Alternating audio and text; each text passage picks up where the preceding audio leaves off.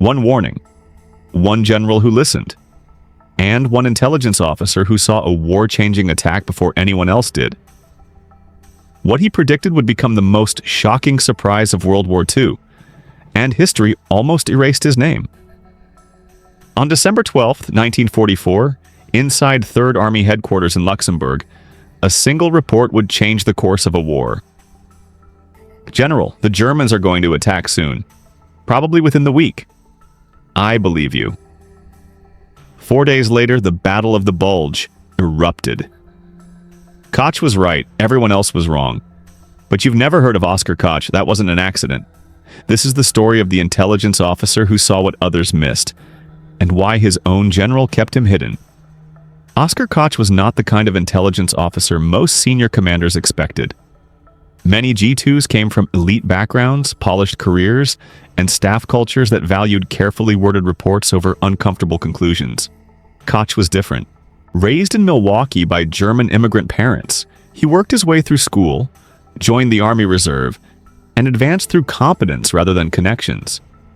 He learned early that patterns mattered more than paperwork, and that enemy behavior often told the truth long before captured documents did.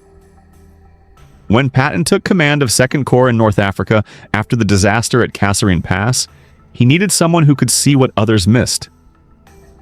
He chose Koch. That decision would quietly shape everything that followed. March 1943, El Ghatar, Tunisia. Rommel's forces were somewhere in the desert, and most intelligence estimates pointed north. Koch studied radio traffic, unit movement rhythms, and terrain constraints. His conclusion cut against the grain. The Germans would come from the southeast, not someday. Tomorrow morning, in strength. Patton asked how sure he was. Koch did not hedge. "Very sure, sir."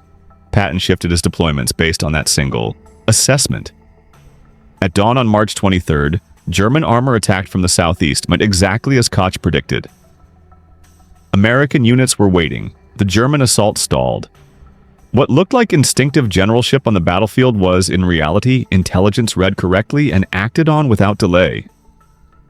From that moment forward, Patton's confidence in Koch became absolute. But here's what mattered. Koch didn't just guess. He built a system. While many intelligence sections relied on prisoner interrogations and captured documents that were already outdated, Koch focused on real-time behavior. Radio silence in the wrong places. Units disappearing from one sector and not reappearing where doctrine said they should. Fuel movements that suggested offensive preparation rather than defense.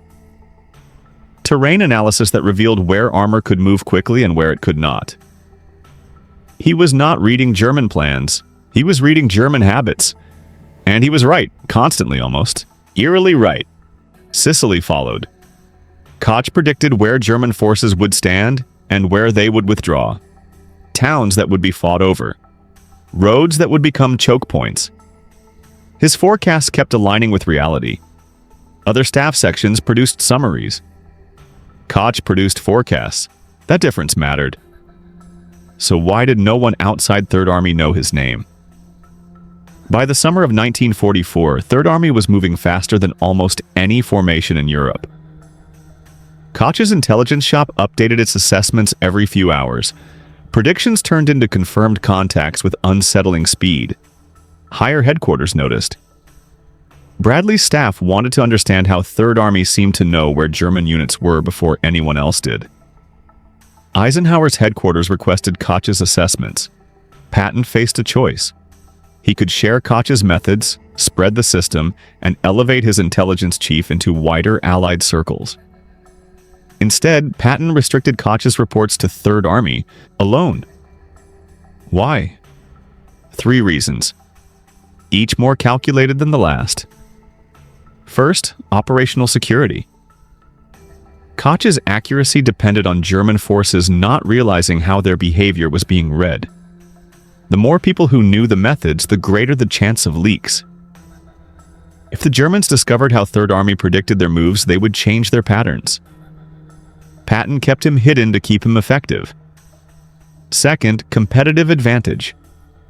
Third Army's speed and success enhanced Patton's reputation and gave him first-mover advantages against both the enemy and rival commands. Koch identified weaknesses before other armies even knew they existed.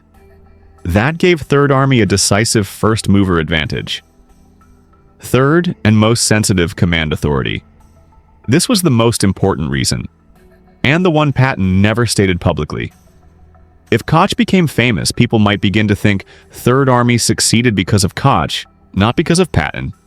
That would undercut Patton's command image and authority. Patton needed Koch's intelligence. He also needed the world to believe victories came from Patton's leadership.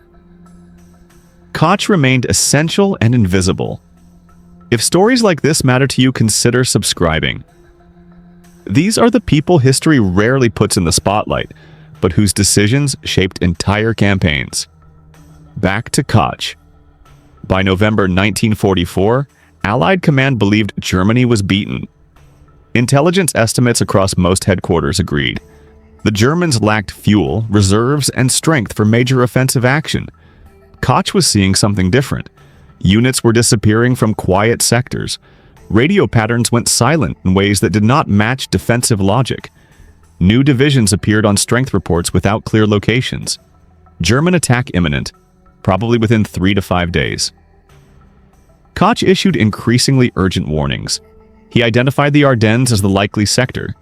Quiet front, thin defenses. Ideal terrain for surprise, he estimated. Major strength, not a spoiling attack. Patton read the reports and believed them. He asked if Third Army could pivot north if needed. Koch already had routes and timelines prepared. 3 divisions within roughly 2 to 3 days. Contingency planning began quietly. At higher headquarters, the reaction was different. They filed it. They didn't distribute it. They took no action. Most senior intelligence staffs dismissed Koch's warnings. The Germans were finished, they said. Any attack would be limited. Logistics made a major offensive impossible. Koch's assessment contradicted nearly every other estimate in the theater. On December 16th at 5:30 a.m., the Battle of the Bulge began. German forces smashed through the Ardennes, just where Koch said they would. Exactly where Koch said they would. Almost exactly when he said they would. Allied command was stunned. How had such a massive force assembled undetected? The truth was uncomfortable. It had not gone undetected. One intelligence officer saw it coming. He just wasn't listened to outside Third Army. Patton was already moving, not reacting, executing plans that had been prepared in advance. December 19th, Verdun.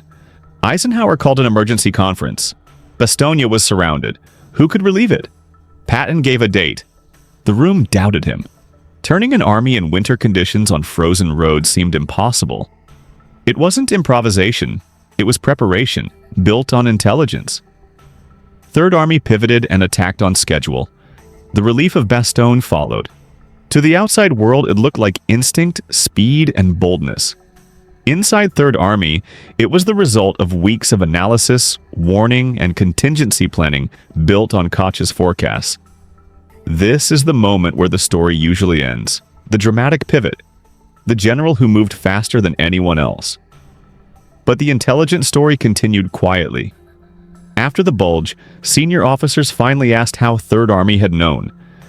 Koch walked them through his methods. Radio behavior. Unit disappearance patterns, fuel movement, indicators. The same signals others had dismissed as noise. For some it was a revelation. For others it was an uncomfortable reminder that certainty can be more dangerous than doubt. Other intelligence officers who were wrong were rewarded. Koch was not. He remained G2 of Third Army. Essential, quiet, out of the spotlight. If you're still watching, hit the like button. It helps make sure stories about the people behind the victories don't disappear into footnotes. Back to Koch. After the war, analysts studied the intelligence failure surrounding the Bulge. Many concluded the Germans achieved surprise through deception and luck. That explanation was easier than admitting that one officer had warned them and been ignored. Koch ended the war as a colonel, in the same position he had held for much of the campaign. Others who had missed the warning moved on to higher assignments. But here's the real question. Was Patton right to keep Koch hidden? From Patton's perspective, yes. Koch's anonymity protected his methods. It preserved Third Army's edge. It ensured that German forces never realized how their behavior was being read. From a broader Allied perspective, the answer is more complicated. If Koch's system had been shared widely, could other armies have anticipated the offensive? Could casualties have been reduced? We will never know. One intelligence officer saw it coming, but he worked for Patton, and Patton kept him in the shadows. That wasn't failure. That was the job. Intelligence rarely looks like heroism. There are no dramatic charges, no medals pinned in front of cameras. The best intelligence work often disappears into other people's victories. Koch understood that. He did not seek recognition. He wrote the official Third Army intelligence history after the war. It became one of the most detailed accounts of operational intelligence in the conflict. Few people outside professional circles ever read it. That too was part of the deal. Here is the moment to pause. The kind of pause where outcomes hang on whether someone is believed or ignored. Koch's story forces an uncomfortable realization. Many of the moments we remember as instinct, genius, or luck are built on analysis done quietly, often by people whose names never make headlines. Sometimes the most important people in history are the ones you've never heard of. The real heroes of history aren't always the ones whose names appear on the battles. Oskar Koch predicted the Bulge. Patton listened. Third Army was ready. That is the victory, not the fame. If this story changed how you see those famous moments, consider subscribing. There are many more like Koch, people who shaped history from the shadows. And now, a question for you, not for the algorithm, but for reflection. Which part of his story stayed with you?